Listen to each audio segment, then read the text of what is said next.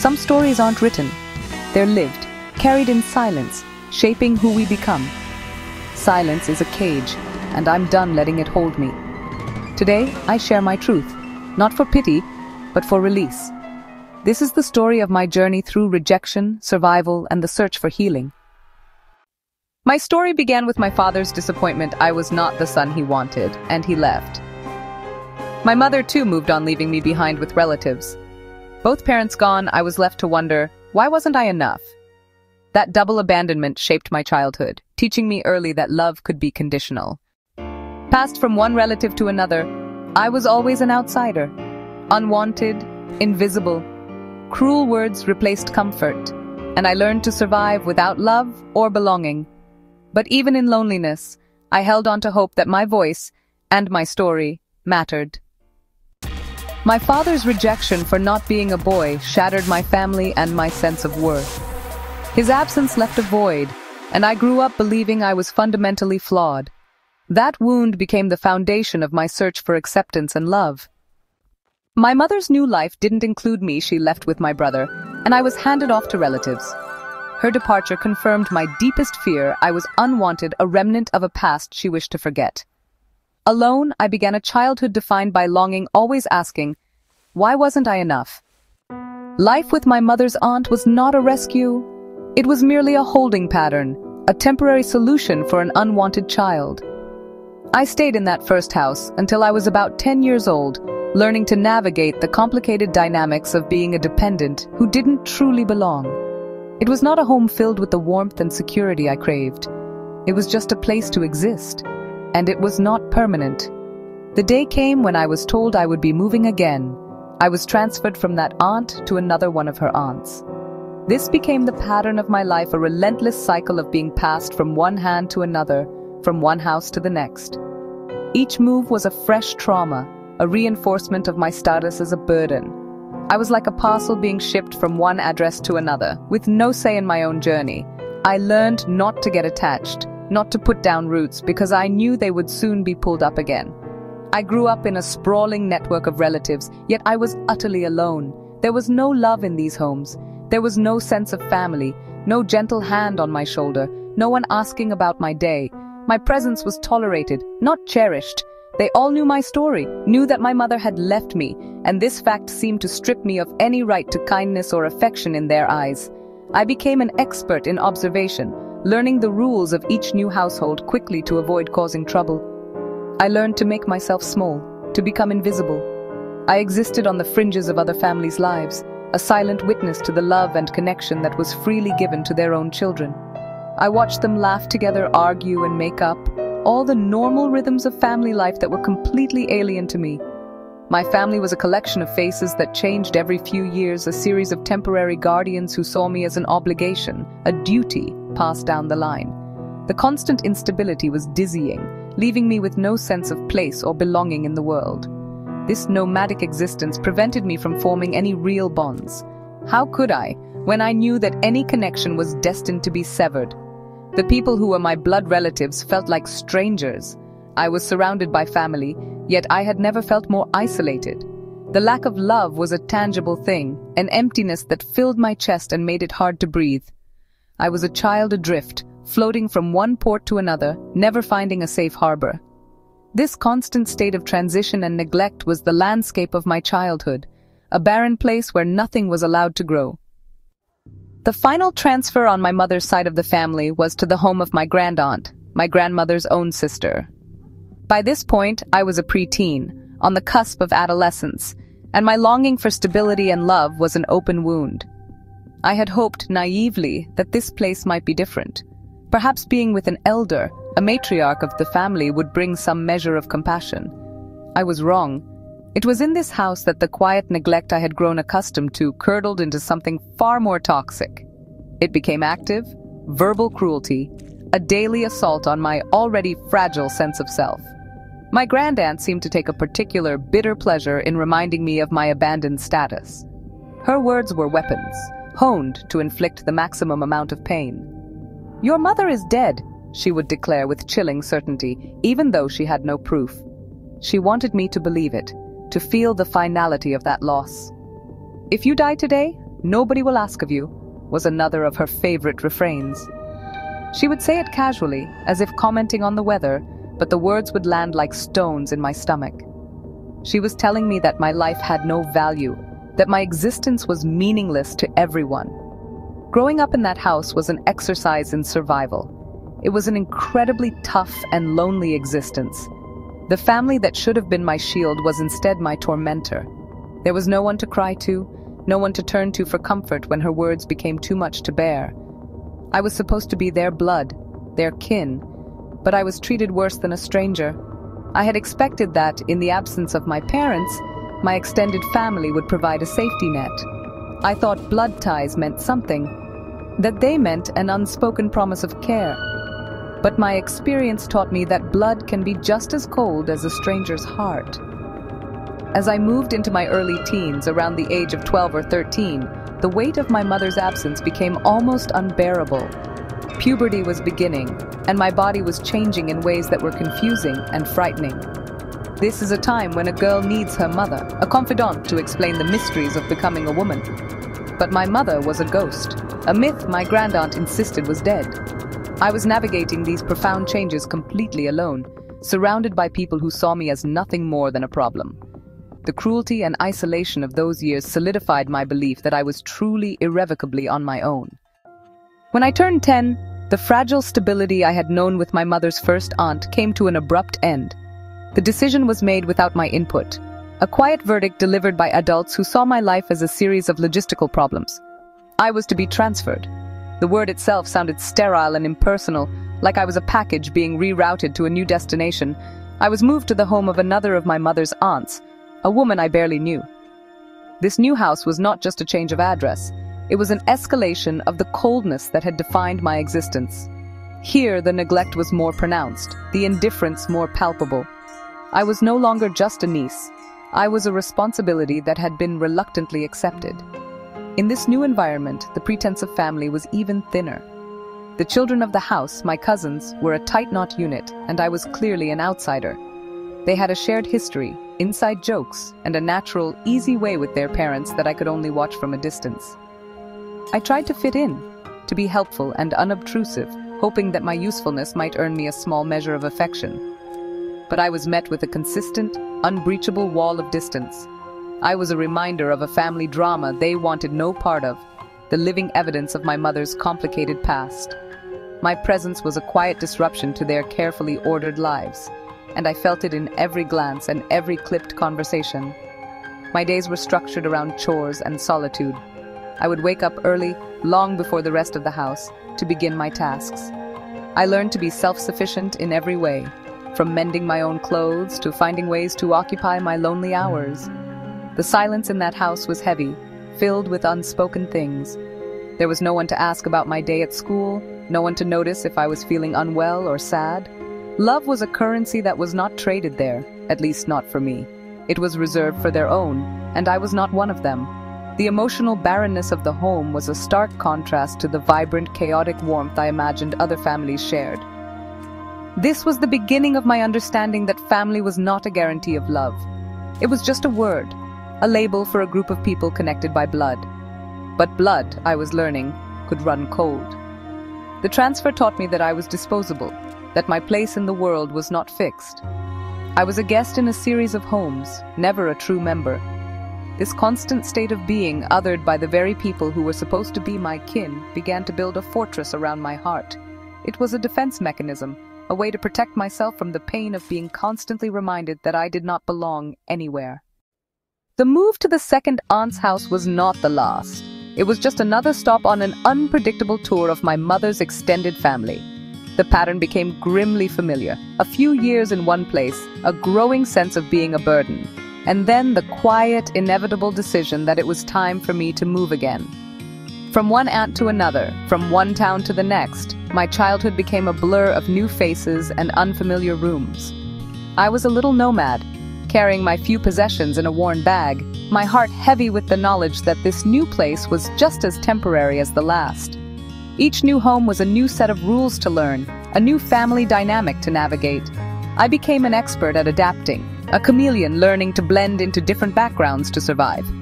I learned which relatives preferred silence and which ones wanted me to be invisible. I learned to read the subtle cues of annoyance or impatience, modifying my behavior to avoid causing any friction. This constant adaptation was exhausting. It meant I could never truly be myself, because I didn't even know who that was. I was a collection of personalities, each one crafted to suit the environment I was in. The core of me, the real girl underneath all the layers of performance, was buried deep, hidden away for safety. This life of being passed from hand to hand prevented me from forming any lasting friendships or deep connections. How could I let anyone get close when I knew I would just be uprooted again? I was always the new girl at school, the one with the complicated and unspoken family situation. I watched other children grow up with the same friends from kindergarten, their lives rooted in a community I could only dream of. My roots were shallow, unable to take hold in the shifting soil of my life. The loneliness was profound, a constant companion that walked with me from one house to the next. The message this nomadic existence sent me was clear. I had no anchor. I was adrift on a sea of familial obligation, tossed about by waves of convenience and reluctance. The family members who took me in were not villains in a grand sense. They were ordinary people who saw me as an unfortunate problem they had to deal with. To them, they were doing their duty. But for a child who craved nothing more than a place to call home, their lukewarm charity felt like a slow, crushing rejection. It was a childhood defined by goodbyes, a constant state of leaving and being left. My journey through the homes of relatives eventually led me to my final destination on my mother's side of the family. I was sent to live with my grandaunt, my grandmother's sister. I was older now, a young teenager, and the need for a stable, loving home was more acute than ever. I harbored a secret, desperate hope that this time would be different. She was an elder, a matriarch. Perhaps she would have the wisdom and compassion that had been missing from my other placements. This hope was extinguished almost immediately. In this house, the passive neglect I had grown used to was replaced by something far more sinister, active, intentional cruelty. My grandaunt was a woman whose words were like shards of glass. She seemed to find a perverse satisfaction in reminding me of my status as an abandoned child. Her favorite weapon was the story of my mother. "Your mother is dead," she would state with a cold finality, looking me straight in the eye. She said it so often and with such conviction that I began to believe it. How could my mother be alive and not once try to find me? In my child's mind, her logic seemed plausible. This lie was designed to strip me of any lingering hope, to sever the last, thinnest thread connecting me to the woman who gave me life. The verbal abuse did not stop there. "If you die today, nobody will ask of you," she would say, often in the middle of a mundane task, the casualness of her tone making the words even more chilling. She was systematically dismantling my sense of worth, telling me that my life was insignificant, that my disappearance from the world would go unnoticed. These words echoed in the silence of my room at night. They became the soundtrack to my adolescence, a constant reminder of my worthlessness. Growing up in that house was like living in a psychological prison where the warden was my own kin. I felt completely and utterly alone. There was no one to confide in, no one to offer a counter-narrative to her poison. The family that was supposed to be my refuge was the source of my deepest trauma. I had once believed that blood ties created an unbreakable bond of love and protection. My grandaunt taught me a different, harsher lesson. She taught me that kinship could be a cage, and that the people who are supposed to love you can be the ones who hurt you the most. Her cruelty was a defining force, shaping the fear and low self-esteem that would follow me into adulthood. Living in such a hostile environment, I learned to bargain for scraps of peace. My entire existence became a negotiation, a desperate attempt to avoid the wrath and cruel words of my grandaunt. I reasoned that if I could make myself useful, if I could become indispensable through my labor, then perhaps she would leave me alone. I became the perfect household servant. I woke before dawn and worked until late at night, cleaning, cooking, and running errands without complaint. I tried to anticipate her needs, to complete tasks before she even had to ask. My hope was that my hard work would act as a shield, deflecting her anger and earning me a small, quiet space to exist. This bargain, however, was a one-sided affair. My efforts did not bring kindness or even neutrality. They simply raised her expectations. The more I did, the more was demanded of me. If I completed my chores perfectly, it went unnoticed. But the slightest mistake, a dish not washed to her satisfaction or a speck of dust missed, would unleash a torrent of verbal abuse. I was trapped in a cycle of trying to please an unpleasable person. My desperate attempt to find security through servitude only reinforced my position as the household drudge, someone whose value was measured solely by their utility. The emotional cost of this bargain was immense. I was a child, yet I was denied the freedom to be one. There was no time for play, no space for daydreaming. My life was a rigid schedule of work and fear. I saw other children in the neighborhood laughing and playing in the streets, and the sight was like a knife in my heart. Why was my life so different? What had I done to deserve this loveless existence? The questions swirled in my head, but I had no answers. I only had the next task, the next chore, the next opportunity to try and fail to win a moment's peace. My search for comfort was a lonely and internal one. Since I could not find it from the people around me, I created it in my own mind. I would retreat into daydreams, imagining a life where I had a loving mother and father, a real home where I was cherished. These fantasies were my only escape, a secret garden where I could feel safe and wanted, but reality was always waiting to intrude. The harsh sound of my grandaunt's voice would pull me back to my bleak existence, and the desperate bargain would begin all over again. I was learning to survive, but I was forgetting how to live. Looking back, the common thread running through all those years and all those houses was the profound sense of being an outsider. It did not matter whose roof was over my head or what name I called them by. I never truly belonged. In each family unit, I was the appendix, the extra piece that didn't quite fit. I was a constant reminder of circumstances that were not my fault, but were my burden to carry. This feeling was reinforced daily, in small and large ways. It was in the way conversations would stop when I entered a room, or the way family plans were made without any consideration for me. I was present physically, but I was emotionally invisible. This persistent feeling of being on the outside looking in had a powerful effect on my development. It fostered a deep-seated belief that I was inherently different, that there was something about me that made me unworthy of inclusion. I internalized the message that love and belonging were for other people, not for me. This belief became a self-fulfilling prophecy, making it difficult for me to connect with others even when opportunities arose. I was so accustomed to rejection that I began to expect it, to see it even when it wasn't there. The walls I built around myself for protection also became my prison. The search for love and comfort became the central driving force of my young life. Since I could not find it within the family, I began to look for it elsewhere. I yearned for someone to see me, the real me, not just the orphan niece or the household help. I craved a connection that was genuine, a bond that was not based on duty or pity. This desperate search made me vulnerable. I was a ship without a rudder, willing to sail towards any light that promised a safe harbor, no matter how faint or fleeting it might be. This deep, unmet need would go on to shape the choices I made in my adolescence and early adulthood. The experience of being passed from hand to hand did not just rob me of a stable home, it robbed me of a sense of self. I was a reflection of other people's expectations and disappointments. I had no solid ground on which to build my own identity. I was a puzzle assembled from borrowed pieces, a story written by others. The neglect was not just about the absence of love, it was about the absence of acknowledgement. I was a child who was never seen, never truly heard. This invisibility was the cruelest part of my journey, leaving me with scars that would take a lifetime to understand and to heal. Adolescence arrived not as a gentle transition, but as a sudden and bewildering storm.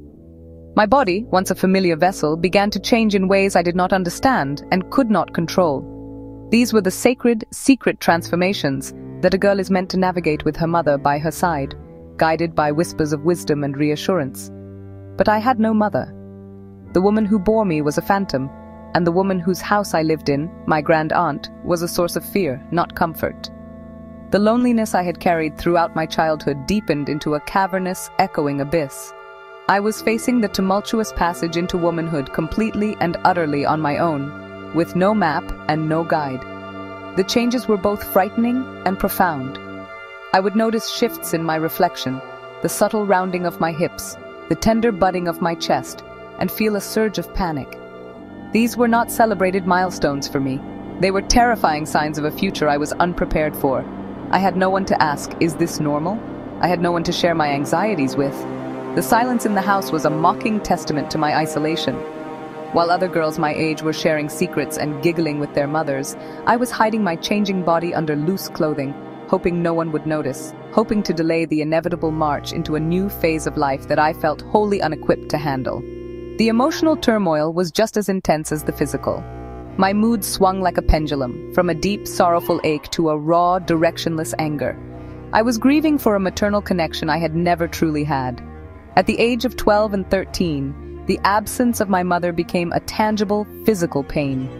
I would lie awake at night, my heart pounding with a desperate longing to hear her voice, to feel her hand on my forehead, to ask her the million questions that swirled in my mind.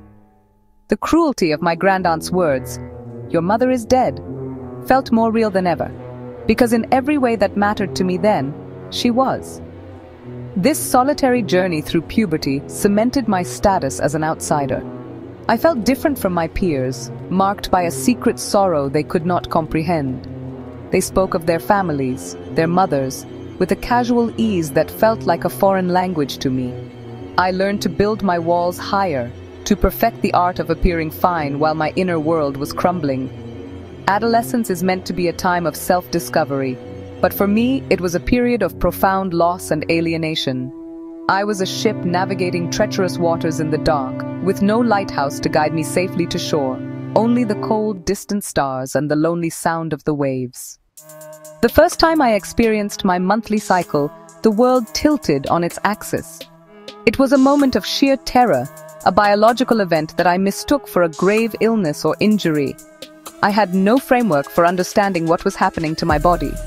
In a household where affection was absent and personal conversations were non-existent, the topic of menstruation was a forbidden, unspoken subject.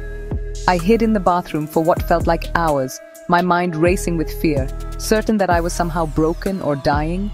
The shame was overwhelming, a hot, sticky feeling that clung to me. I was desperate for an explanation, for a comforting voice to tell me that everything was going to be all right. But there was no comforting voice. Turning to my grandaunt was unthinkable. Her reaction would likely be one of disgust or anger, another opportunity to remind me of my otherness. The isolation was absolute. I had to figure it out on my own, piecing together scraps of information overheard at school and from furtive glances at diagrams in textbooks. It was a clinical, cold education, devoid of the warmth and empathy a young girl needs at such a vulnerable time. Each month became a reminder of my solitude, a secret I had to manage alone, a silent cry for the maternal guidance that was so painfully absent from my life. This lack of guidance extended to every aspect of my burgeoning womanhood. I was navigating the confusing world of emotions, attractions, and social dynamics with no one to confide in. The boys at school started to look at me differently, and I didn't know how to interpret their gazes.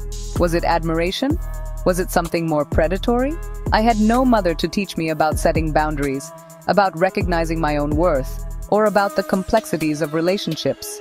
Every interaction was a guess, a risk. I felt like I was walking through a minefield blindfolded, every step fraught with potential danger that I could not see or understand. The loneliness was a constant ache in my chest, a physical weight that made it hard to breathe. I would watch other girls with their mothers, their easy intimacy a painful spectacle of everything I was missing. They would go shopping for clothes together, talk about crushes, and share a bond that seemed both magical and unattainable to me. My body was changing, my world was expanding, but my emotional support system was non-existent. I was a silent observer of a life I was not allowed to live, trapped in a body that was becoming foreign to me, with a heart that was crying out for a connection that simply wasn't there. In the barren landscape of my family life, small pockets of kindness from outsiders felt like oases in a desert. Unable to confide in my relatives, I began to seek solace in the people I met in the outside world. There were a few rare individuals who saw past the quiet, withdrawn exterior and sensed the turmoil within. These were not people bound to me by blood, but by a simple, unasked-for empathy.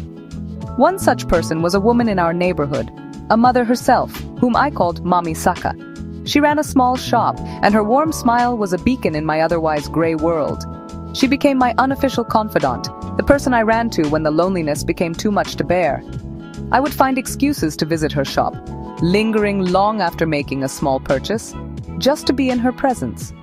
She never pried, but she had a way of listening that made me feel seen. One day, summoning all my courage, I finally spoke about the changes happening to my body. I haltingly explained my confusion and fear, my voice barely a whisper. Mamisaka listened patiently, her expression full of a gentle understanding that I had never experienced before.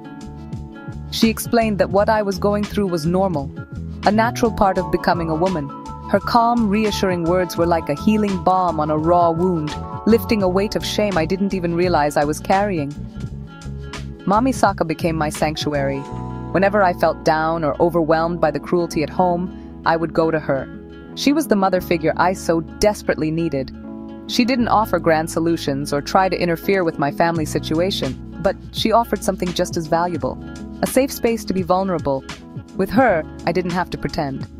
I could let the mask slip and just be a confused, scared teenager. Her consistent, gentle presence taught me that kindness could exist outside the bonds of family, and that sometimes a stranger could offer the comfort that your own kin would not. These relationships with outsiders were my lifeline. They were the threads that kept me from unraveling completely. Looking back, I realize how much I relied on these borrowed mothers, these temporary havens of empathy. It was a testament to how starved I was for any form of affection or guidance.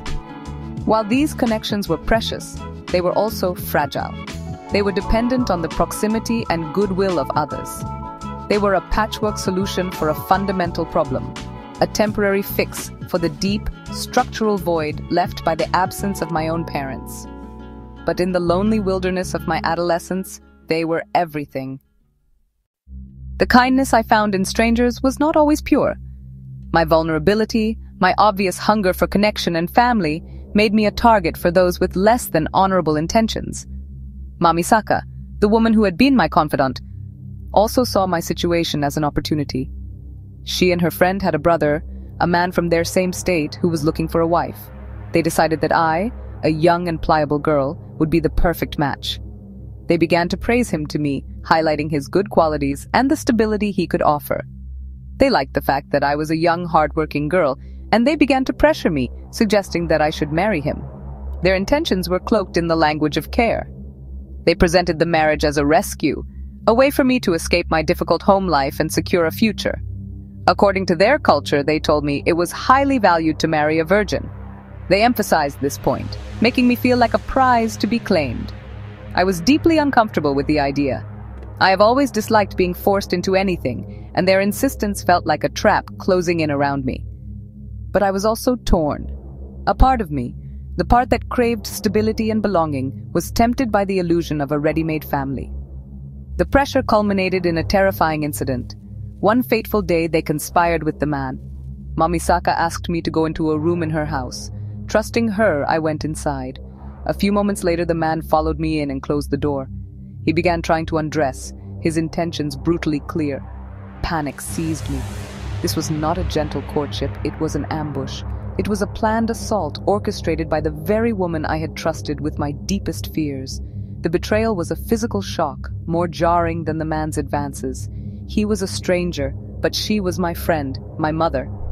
In that moment, a fierce, protective instinct ignited within me. I screamed. I fought back and ran out of the room, my heart hammering against my ribs. "No, this is not what I want to do," I cried out. The thought that flashed through my mind was a painful one. If my real mother were here, I would never be in this situation. She would have protected me. That night, I cried myself to sleep, mourning not just the assault on my body, but the assault on my trust. The woman who had been my safe harbor had tried to sell me, to trade my innocence for her own benefit. It was another brutal lesson. Even the kindest strangers could betray you. After the horrifying incident with Mamisaka's brother, I knew I could no longer stay in my grandaunt's house. The final thread of trust in my small world had snapped. The situation at home had become unbearable, culminating in my grandaunt throwing me out completely. I was homeless, with nowhere to go. It was during this desperate time that I found work with another woman. a kind soul who ran a phone call center. She offered me not just a job, but a place to stay. My salary was a meager 2,500 naira, but honestly, it was more than I had ever had. It was a chance for independence, a small step towards building a life of my own, away from the cruelty and neglect of my relatives. My days fell into a new rhythm. I worked at the GSM center, and in the evenings, I would help my employer with her other business, shouting wares in the market. It was hard work, but it was honest.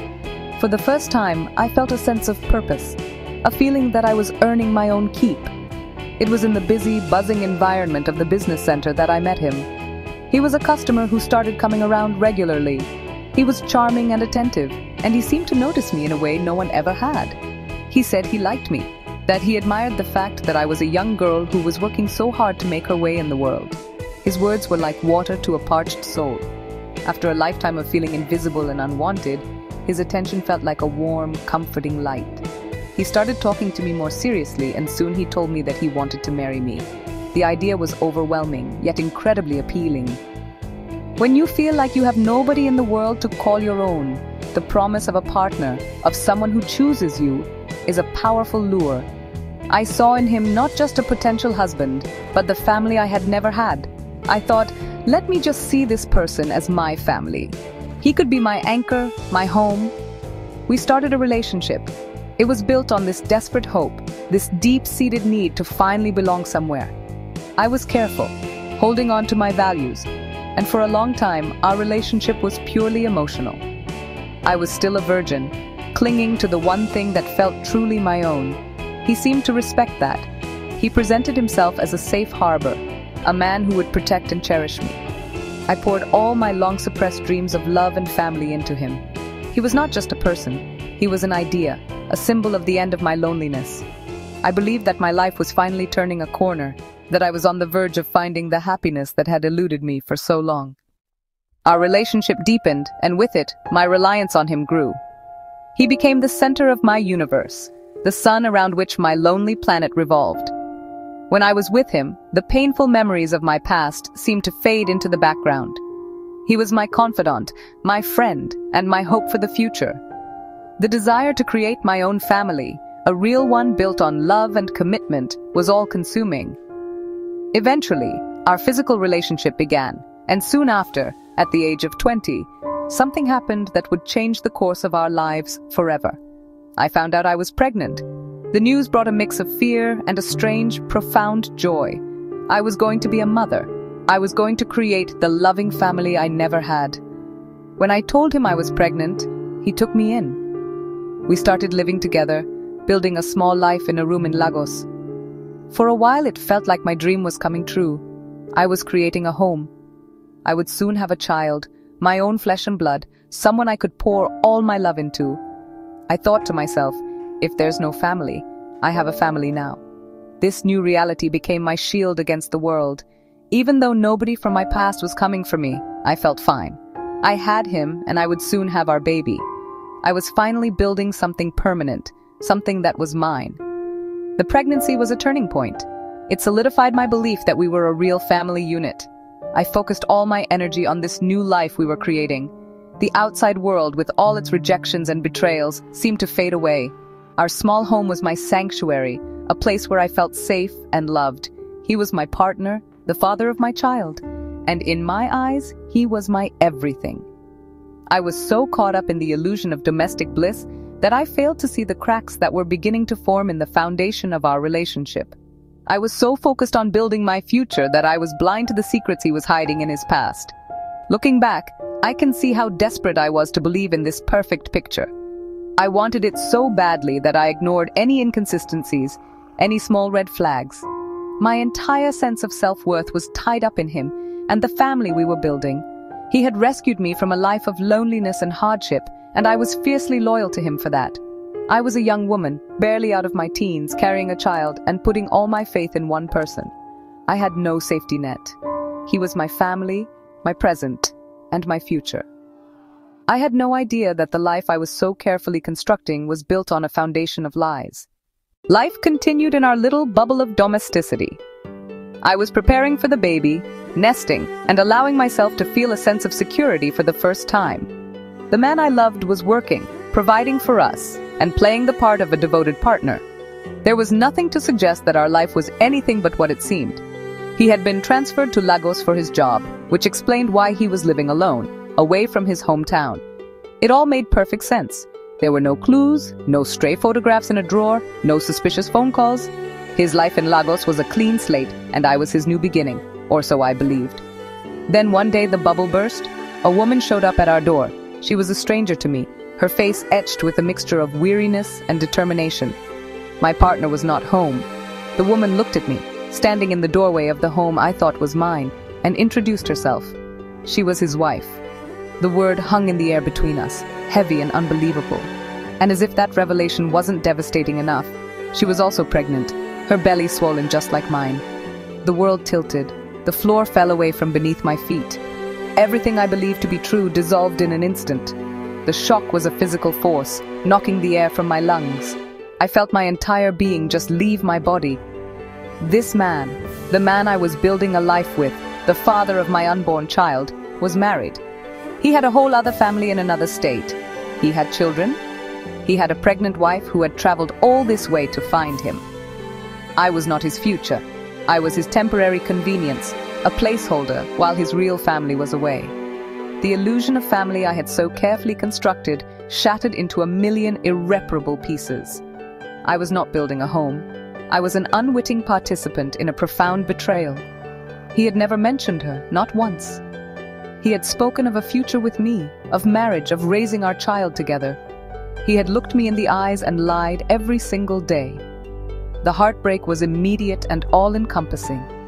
It was a pain so deep it felt like it could swallow me whole. This was not just a breakup, it was the demolition of my entire reality.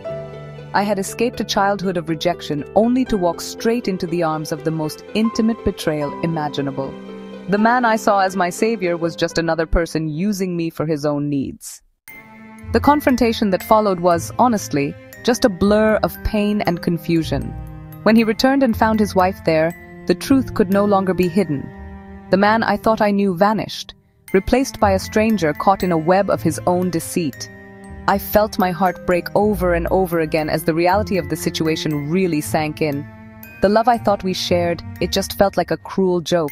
I felt so incredibly foolish, so naive. How could I have not known? But there had been no signs. He had meticulously separated his two lives, and I had been living in the one he had fabricated for his time in Lagos. I felt utterly betrayed. It was a feeling that went beyond simple heartbreak. It felt like a violation. He had taken my vulnerability, my deep-seated need for love and family, and used it against me. He knew my story. He knew I had no one. He had positioned himself as my rescuer, the one person who would finally give me the love and stability I craved. And it had all been a lie. Was I just a way for him to warm his bed while his wife was not around? The thought was sickening. I felt used, disposable, and more alone than ever before. This betrayal was different from the ones that came before. The rejection from my father was about who I was at birth. The abandonment by my mother was a choice she made for her own new life. The cruelty of my relatives was born from their own coldness. But this was a betrayal of trust I had willingly given. I had opened my heart to this man, given him everything I had, and built my entire world around him. To discover that the world was a fantasy was devastating. It felt like the end. At that point, I felt like committing suicide. There seemed to be nothing left to live for. The people you think are there for you, in the end, they are not there at all. This was yet another lesson in the harsh school of my life. It taught me that even when you think you have found a safe place, the ground can crumble beneath you without warning. The man I had seen as my family was a liar. The home I thought we were building was a temporary lodging. I was just a chapter in his life, a secret he kept in another city. The pain was so intense I didn't know how I could possibly survive it. I was a young pregnant woman who had just discovered that her entire life was a sham. In the aftermath of the revelation, the dream I had so carefully nurtured lay in ruins around me. The small home that had been my sanctuary now felt like a prison, each object a painful reminder of the lie I had been living. The man, my partner, the father of my child, actually asked me to stay.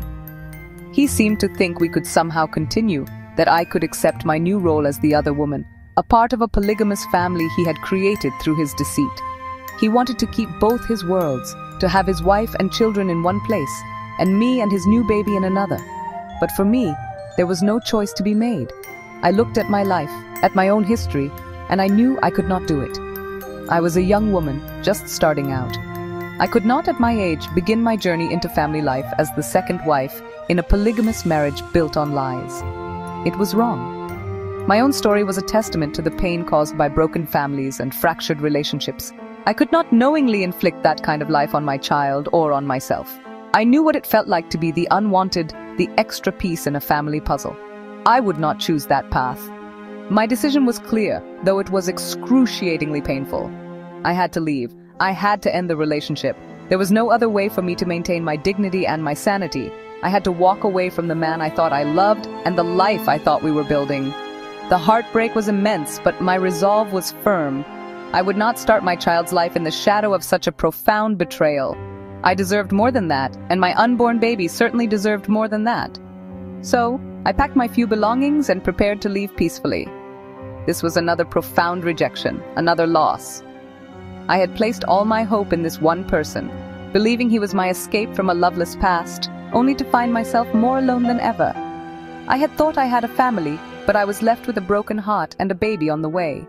The dream of a loving, stable home had once again been snatched away from me.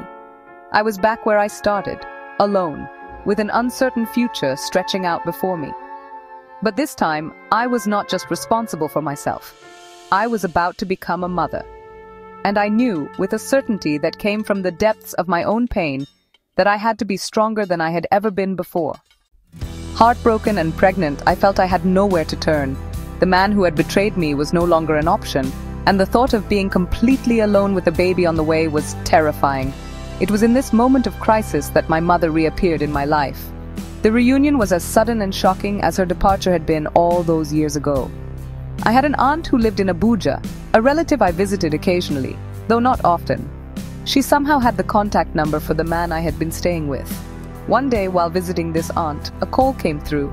It was my mother. She had tracked me down through this chain of connections. My aunt passed the phone to me, her words hanging in the air. "Guess what? Your mother is here." The words didn't register at first. My mother, how could that be? After all these years of silence, after believing my grandaunt's cruel pronouncement that she was dead, the idea of her being alive, let alone in Lagos and looking for me, was inconceivable. A storm of conflicting emotions surged through me. There was shock, disbelief, and a flicker of the old anger I had carried for so long. But underneath it all, there was a powerful, undeniable wave of excitement. The little girl inside me who had cried for her mother was suddenly front and center. I rushed from my aunt's place, my heart pounding, eager to see the face I could barely remember. Is this really my mother? Standing before her was a surreal experience. This was the woman whose absence had been the defining feature of my entire life. We talked. The conversation strained and heavy with unspoken years of pain and questions. I told her about my pregnancy, about the man who had lied to me. She was angry, not empathetic, but angry. She was furious that I would get pregnant for someone under such circumstances. The reunion I had unconsciously dreamed of, one of tears and loving embraces, was immediately replaced by judgment and criticism. Her focus was not on my pain, but on what she perceived as my mistake. She insisted that I could not stay where I was. I had to move in with her, she declared. It was not a request, but a demand. She promised we would talk about everything, about the long years of her absence once I was at her place. But I resisted. The years of independence and hardship had forged a strength in me. "I'm not moving," I told her, my voice shaking but firm. "When I needed you, you were not there. Someone else took your place."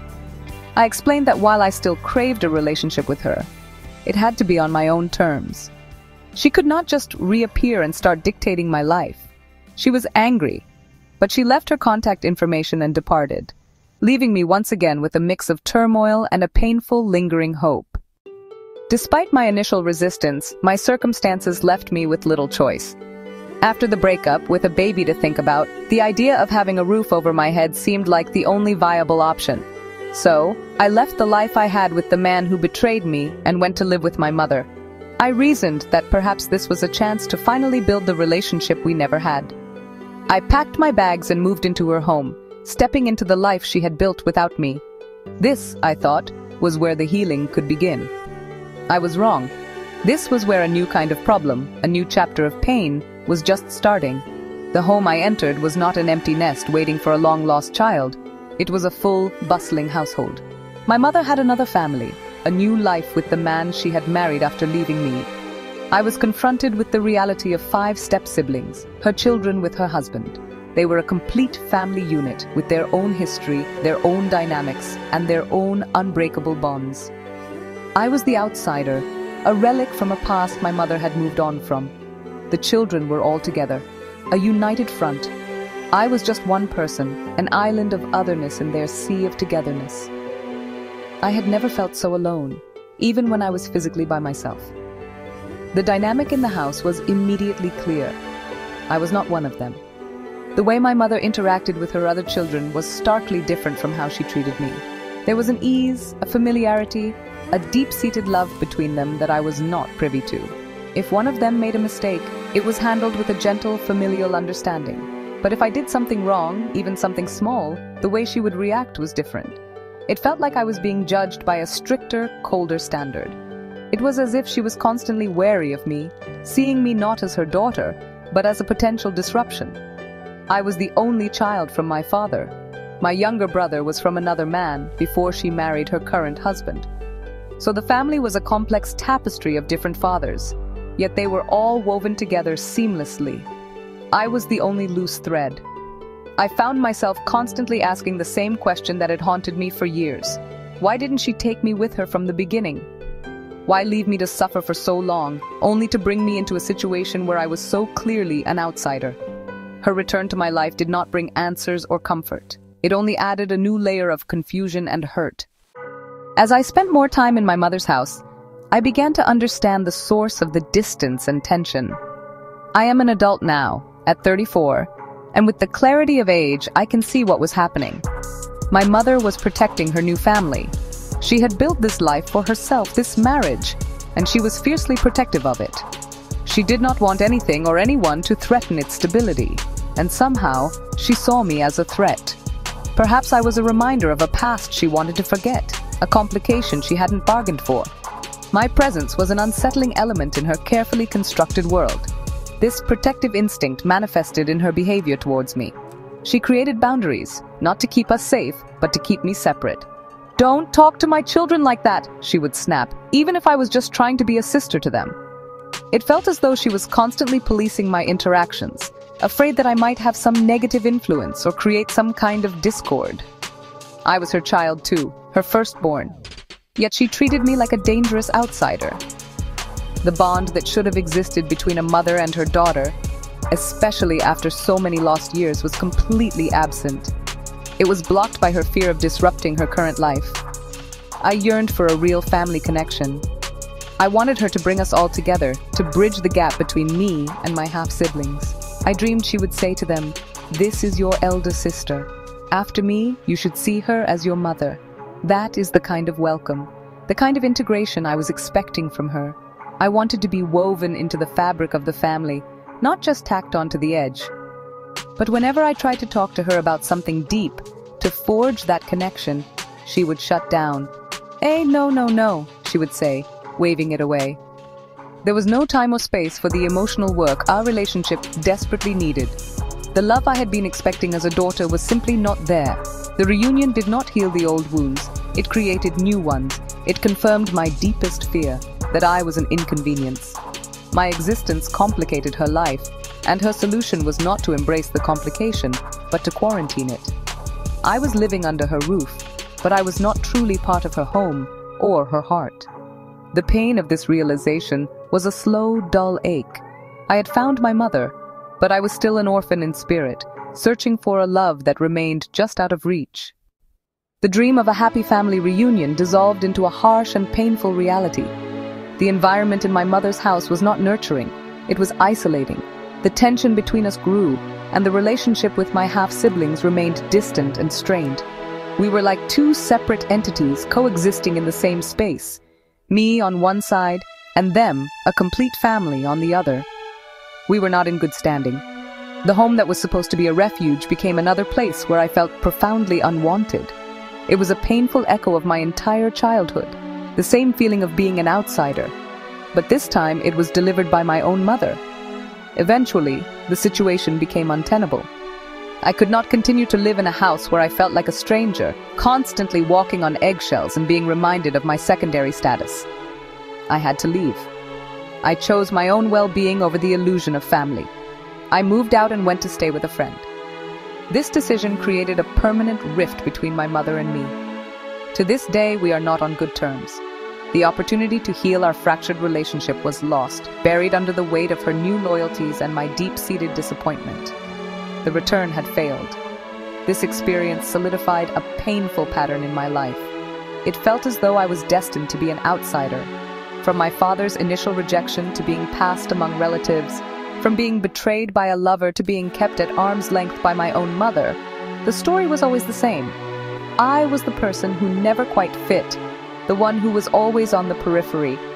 This constant rejection had a profound impact on my psyche, reinforcing the belief that there was something fundamentally unlovable about me. It was a wound that refused to close, weeping with every new disappointment. Living with my mother and her new family was the final confirmation that the family I yearned for was a fantasy. I had to accept that I would not find it with them. The love and acceptance I had craved my entire life would not come from the people who were supposed to give it freely. This realization was both heartbreaking and, in a strange way, liberating. It was the end of a long and painful search. It meant I had to stop looking for a home in other people and start the difficult work of building one within myself, a place where I could finally belong on my own terms. The journey through my past has left scars that are not visible to the naked eye. They are etched deep within my soul, shaping my interactions, my relationships, and my perception of myself. The primary wound, the one from which all others stem, is a desperate, consuming need for love. Growing up without the foundational love of both my parents created a void inside me. I spent years trying to fill that void with affection from others. This has made me vulnerable in my relationships. When I see somebody who appreciates me, who shows me a glimmer of the love I was denied, I want to hold on to that person with everything I have. I don't want to let them go. This deep-seated need has often led me to beg for love, which is not how a healthy relationship should be. It has made me clingy, too attached. I remember a relationship with a man who was genuinely nice to me. He gave me the kind of sincere affection I had never received at home. In return, I latched onto him so tightly, terrified of losing him. He eventually ended things, telling me, "I know you need love, but you are too clingy, too needy." His words were a painful mirror, reflecting a truth I didn't want to see. My desperate search for love was pushing people away, the exact opposite of what I wanted. It was a cycle of self-sabotage born from a childhood of neglect. This pattern is something that still affects me today. When you show me genuine love, I will cling to you because I need it so fiercely. However, there is another side to this coin. I have become acutely sensitive to being taken for granted. The moment I sense that someone is using my need for love as a weakness, using it against me, I will leave. The detachment can be swift and absolute. I have learned to protect myself by cutting ties quickly. I might cry for months over the loss, consumed by the pain, but I will not allow myself to be destroyed by someone who does not appreciate me. It is a defense mechanism forged in the fires of repeated betrayal. Another lasting scar is the crippling low self-esteem that has followed me throughout my life. At one point, it became so severe that I struggled to talk to people in public. I felt invisible and worthless, a feeling that was drilled into me by years of being treated as a burden. This lack of confidence affected everything, including my education. I wanted to go to school, to further my studies, after I finally finished my secondary education by having my employer use my salary for school fees. But the belief that I wasn't good enough, that I didn't deserve to take up space, held me back for a long time. These are the invisible chains of a loveless childhood. For most of my life, I carried this heavy story locked inside me. I believed that keeping it to myself was a form of strength, a way to contain the pain so it wouldn't spill out and consume me. But keeping things to yourself is like living in a bondage of your own making. You hold yourself in one spot, unable to move forward, because every time you think about those things, you remain trapped there. The weight of unspoken words can drown you. It can keep you caged, preventing you from taking any steps toward a different future because your mind is so burdened with the sorrows of the past. The silence was not protecting me, it was suffocating me. I had friends, of course, even a close friend who was like a sister to me. We would talk about our lives, our experiences, but I never went this deep. I never poured everything out, never revealed the full extent of the rejection and pain that had shaped me. I was afraid of the vulnerability, afraid of the judgment, and perhaps afraid of what it would mean to give voice to so much suffering. It felt safer to keep the darkest parts hidden, to present a version of myself that was more palatable, less broken. But this meant that no one ever truly knew me, and I was still in a way completely alone with my past.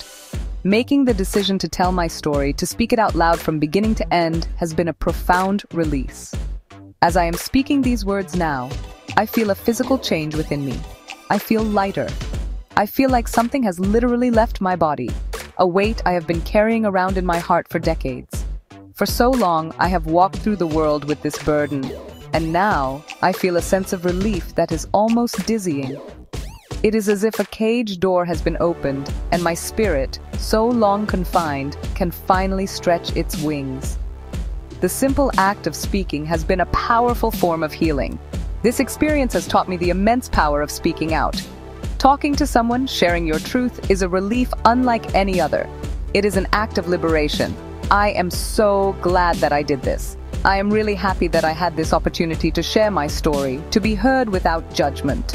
It has validated my experiences and made me feel seen in a way that I have always craved. I now understand that true strength isn't found in silent endurance, but in the courage to be vulnerable, to share your story, and to allow others to witness your truth. It is the first step toward reclaiming your narrative and your life. My past has shaped me, but I am determined that it will not define my daughter's future. She is 12 years old now, and she is doing well. She is the center of my world, and my most important mission is to break the cycle of pain and rejection. Everything I have gone through, all the neglect and heartbreak, I do not want her to experience any of it. My life has been a lesson in what not to do, and I am using that lesson to build a different world for her. A world where she knows, without a shadow of a doubt, that she is loved, wanted, and cherished for exactly who she is. I am consciously trying to create the bond that I never had with my own mother. I make sure that my daughter knows she can talk to me about anything. I tell her, talk to me about anything at all, just talk to me. I want her to have the opportunity that I was denied, the safety of a mother's unconditional love and support. I also have not disconnected her from her father. Despite the pain of our breakup, I see that as my own cross to bear. I picture it as if we had gotten married and he had passed away. I would still have to move on and take care of my child. I don't want to use my hurt as an excuse for them not to connect. They still communicate, and I want her to have that bond between a father and a daughter. While I facilitate their communication, I am taking care of her on my own. It is not easy, but I am fine with it. God is in charge. I have accepted my fate, and I am focused on providing her with the stability and love that I never had. I am forging a new legacy for my child, one built on the foundations of communication, trust, and unwavering love. My own search for love has ended not in finding a perfect partner, but in creating a perfect love for my daughter. In giving her everything I never had, I am also healing myself piece by piece. My story is one of survival, of a strength that was born in the deepest wells of pain. It is a testament to the resilience of the human spirit. While the scars of rejection may never completely fade, they are now a part of a larger narrative, one of overcoming, of healing, and of hope. By speaking my truth, I have found a measure of peace. And by raising my daughter with the love I was denied, I am turning my past into a powerful force for a better future. My journey is far from over, but I am no longer walking it alone in the dark. I am walking in the light, with my daughter by my side.